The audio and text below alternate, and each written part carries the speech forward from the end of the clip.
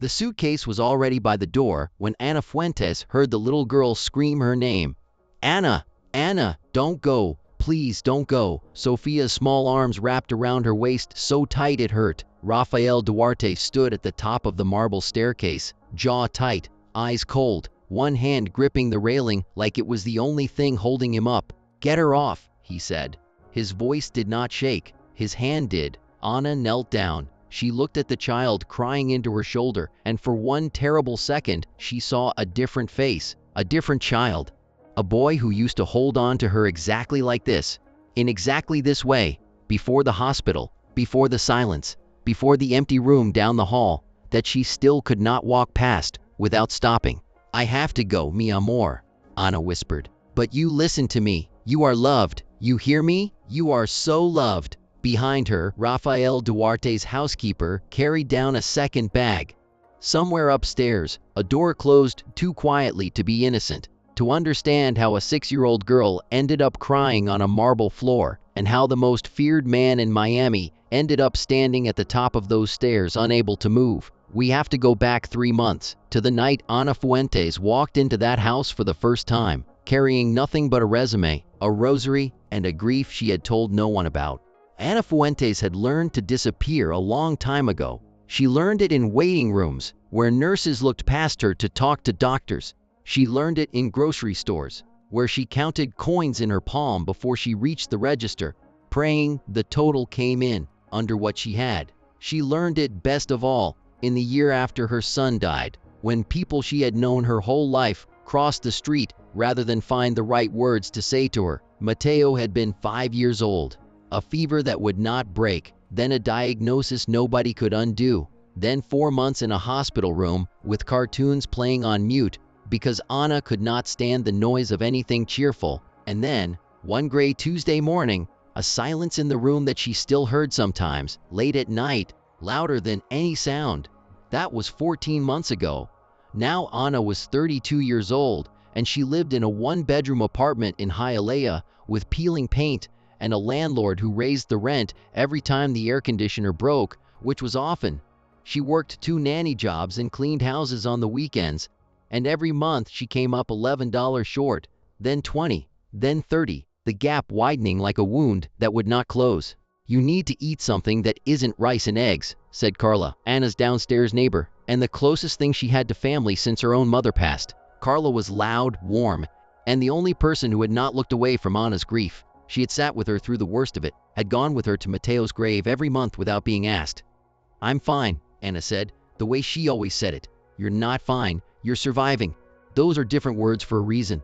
Carla slid a flyer across the kitchen table. "This agency pays triple what you're making. Private families, rich people. You'd need a background check, references, the whole thing. But Ana, triple." Ana looked at the flyer. Discreet childcare placement. Miami's most exclusive families. She thought about the electric bill sitting unopened on her counter. She thought about the $11, then the 20, then the 30. She thought about a little boy's laugh that she would give anything, anything at all, to hear one more time, and how the ache of that had nowhere left to go. "Fine," she said, "send them my resume." Rafael Duarte's name was not said loudly in Miami. It was said carefully, the way people speak in a room where the walls might be listening. He ran shipping companies that moved things other than what the manifests claimed, and real estate holdings that laundered money as cleanly as fabric softener. And underneath all of that, an organization that had controlled the Cuban-American ports and warehouses of South Florida for 2 generations. Men who crossed him did not get warnings. Men who owed him did not get extensions. When Rafael Duarte walked into a room, conversations did not stop. They simply became careful, the way a held breath becomes careful. He was 38 years old, and for the last 2 years he had been building a fortress out of silence. His wife, Camila, had died giving birth to complications no one saw coming, in a hospital that Rafael owned half the equipment in and still could not save her. Their daughter, Sofia, had been 6 days old. Rafael had not cried at the funeral. He had not cried since. Grief, in his world, was a door left open for enemies to walk through, and Rafael Duarte did not leave doors open. "No nanny stays more than 3 months, he told his lawyer, Ernesto, flatly, the day the 12th one quit. They get attached to Sofia, Sofia gets attached to them, and then they leave, or I make them leave, and she goes through it all over again. It's cleaner if no one gets close. Cleaner for who? Ernesto asked, and regretted it immediately. Find someone competent, not someone who wants to be her mother. What Rafael did not say, what he had not said out loud to a single person in 2 years, was that Sofia's laugh sounded exactly like Camila's, and every time he heard it, something in his chest cracked open in a way he could not afford. Grief made men soft. Soft men got their families killed. So Rafael Duarte kept his rules the way he kept his guards, close, loyal, and never questioned. No one touches her heart, no one touches mine. That is how we survive. He did not know yet that a woman with tired eyes and a rosary in her purse was about to walk through his front door and break every rule he had. The interview lasted 4 minutes. Rafael sat behind a desk the size of a small boat, flanked by Ernesto and a bodyguard named Tomas, who stood so still he might have been furniture.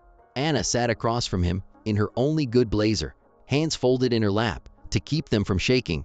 "Any children of your own?" Rafael asked, not looking up from her file. Anna's throat tightened. "Say no. It's easier if you say no." "No," she said. The lie tasted like copper. He hired her on the spot, mostly because Sofia's current nanny had quit that morning and he had a business dinner in 6 hours. Anna told herself it didn't matter that he barely looked at her. She needed the money.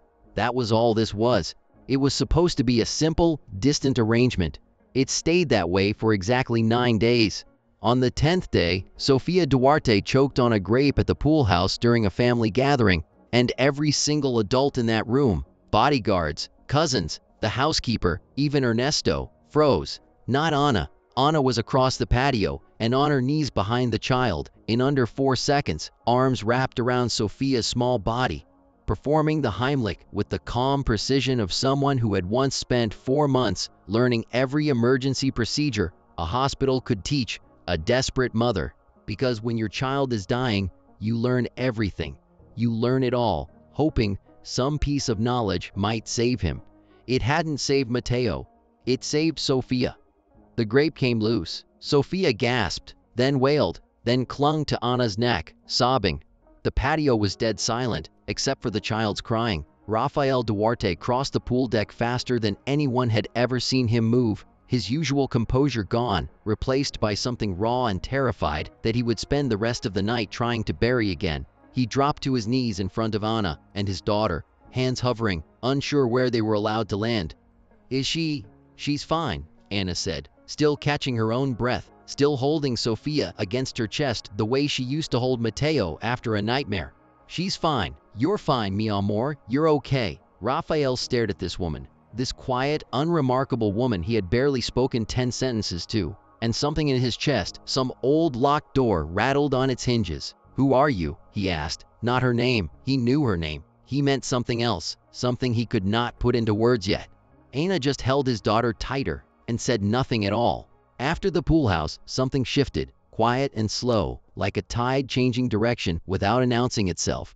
Rafael began coming home earlier. He told himself it was to check on Sofia. He stayed in the doorway of the playroom longer than necessary, watching Anna braid his daughter's hair while she told her stories in a low, warm voice. And something about the scene made his chest ache, in a way violence never had.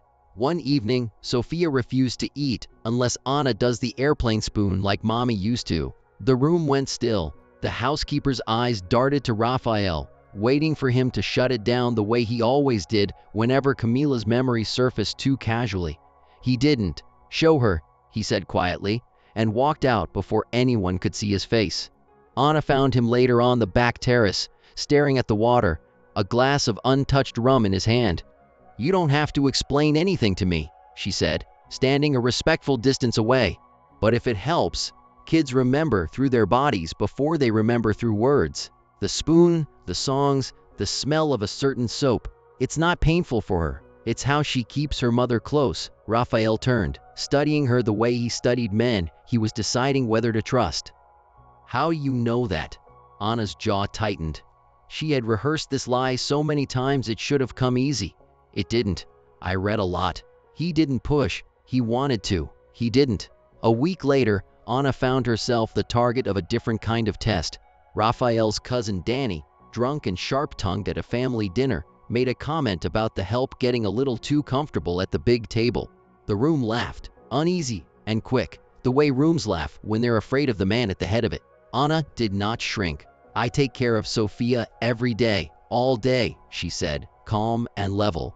"I've earned my seat. If that's uncomfortable for you, that's not my problem to fix." Silence. Then Raphael, to everyone's shock, laughed. A short, surprised bark of a sound nobody at that table had heard from him in 2 years. "She's right," he said. And that was the end of it.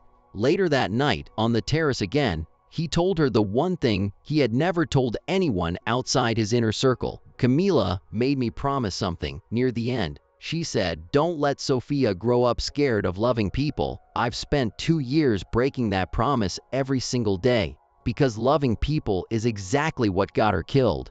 Attachment, softness, it's a liability in my world." Anna was quiet for a long moment. "Grief makes us build walls and call them protection," she said softly. "I know something about that." Raphael looked at her, really looked, for the first time. "What do you know about it?" Anna looked away first.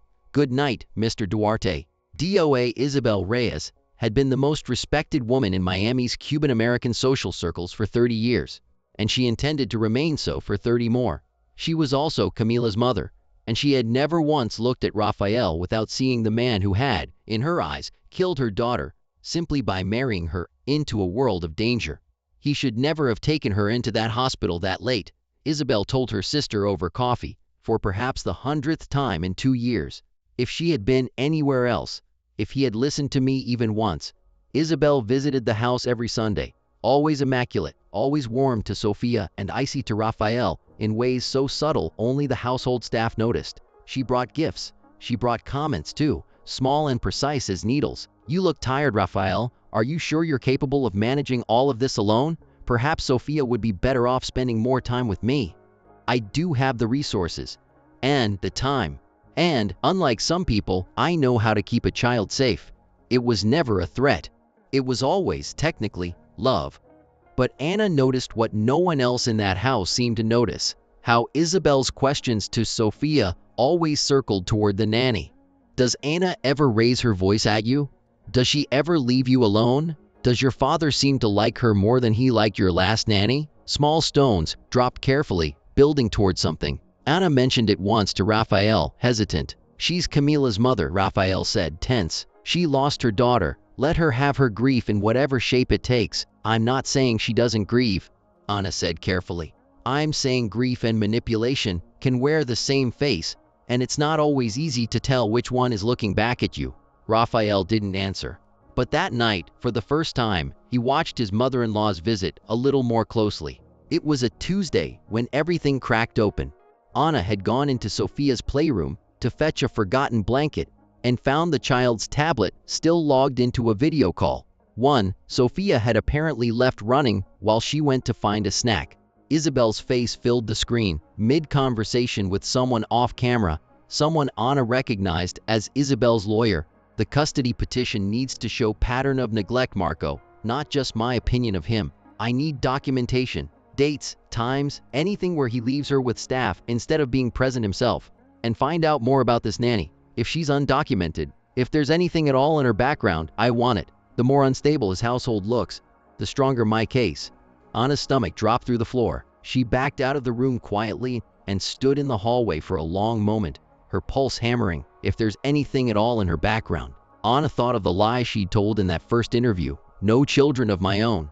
A lie that, if discovered, could look exactly like the instability Isabel needed to build her case. A grieving, dishonest stranger, unstable enough to seem dangerous, embedded deep inside a 6-year-old's daily life. She had 2 choices: say nothing and hope, or tell Raphael everything and risk losing the only thing that had made her feel human again in 14 months. She chose Sophia. She always would. Anna told Raphael everything that night: the overheard call, Isabel's custody plan, and finally, her own truth, the one she had buried since the interview. "I had a son," she said, voice shaking for the first time since he'd known her. "Mateo, he was 5. He died 14 months ago. And when Sophia held on to me the way she does, when she called for me the way she calls for you, I saw him. I still see him. I lied about having children because grief like that scares people away. And I needed this job. I needed it more than I've ever needed anything. Raphael sat very still, his face unreadable in the low lamplight. So every time you were gentle with her, he said slowly, that wasn't just kindness. That was you missing your son. It was both, Anna said. It never stopped being both. But I never once put my grief above her safety. Never. Raphael stood, jaw tight, and for one long terrible moment, Anna believed she had lost everything. The job, the trust, the strange fragile thing that had grown between them, without either of them naming it. You lied to get into my home, he said. Yes, and you're only telling me now because Isabel is coming after you. Yes, Anna's voice cracked. But I'm not telling you to protect myself, Raphael. I'm telling you because your daughter is in danger, and I would rather lose this job with the truth than keep it with a lie. It was the housekeeper, listening from the hallway, who ran to fetch Ernesto. And it was Ernesto, arriving moments later with a folder in hand, who delivered the second blow. There's more, Ernesto said grimly. Isabel's lawyer contacted me an hour ago, fishing for information. He mentioned Ana Fuentes by name. Raphael, he already knows about her son. He's building the neglect and instability case right now, tonight, and he's planning to file for emergency custody by Friday, citing an unstable, undisclosed household situation.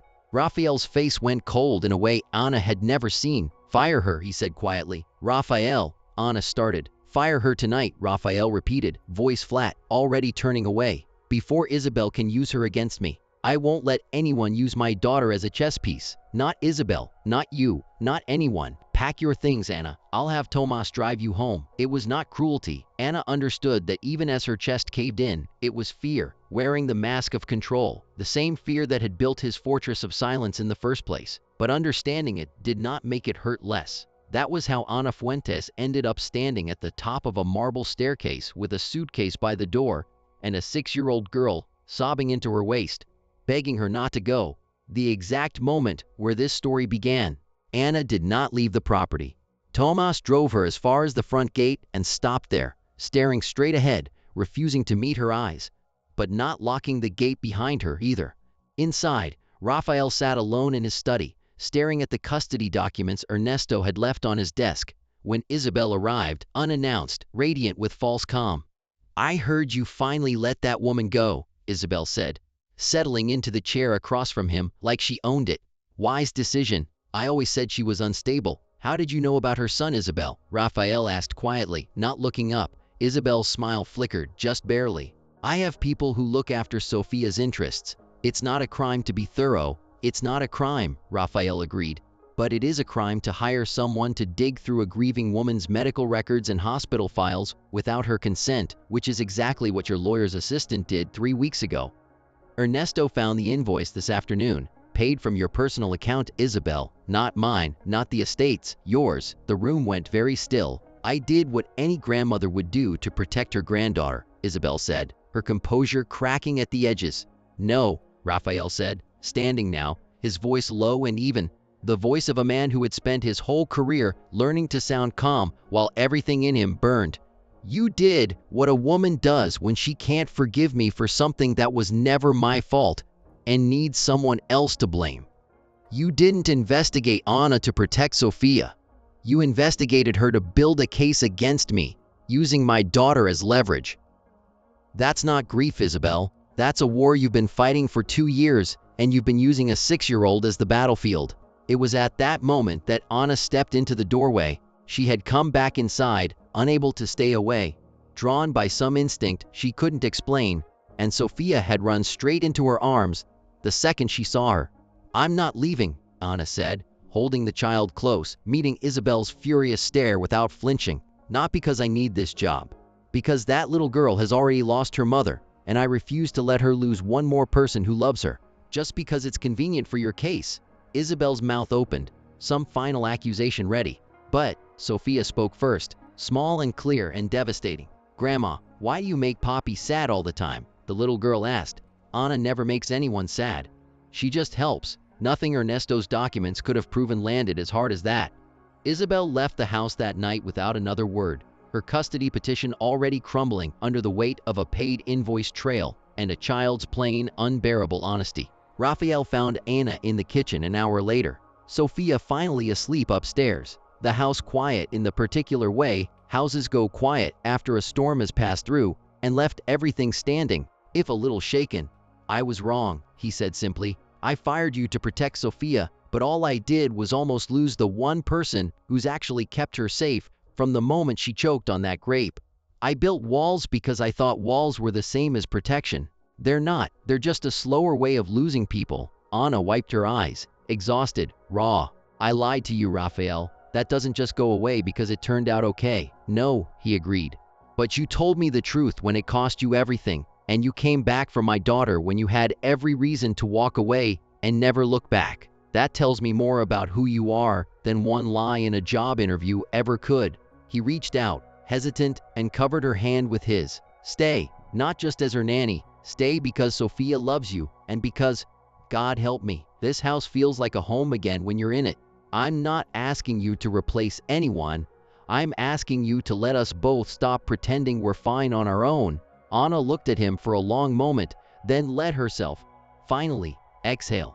3 weeks later, the household gathered for Sophia's first big girl dinner at the main table. The same table where Danny had once mocked Anna for sitting too close to power.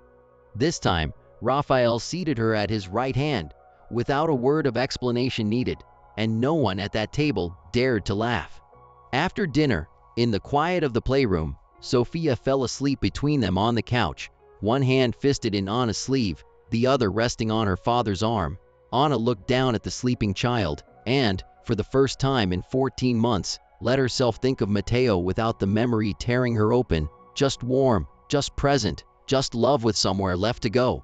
"Thank you," Raphael said quietly, watching her. "For what?" "For not disappearing when it would have been easier." Anna smiled, small and tired and real. "I stopped being good at disappearing the moment your daughter grabbed my hand and refused to let go." Outside, the Miami night settled soft and warm over the house, and for the first time since Camila had died, it did not feel like a fortress. It felt, simply, like home. If Anna and Raphael's story moved you, hit that subscribe button and drop a comment below. Did you see Isabel's betrayal coming, or did it catch you off guard? Let us know, and stay tuned for part 2, where old enemies resurface just as this new family finds its peace.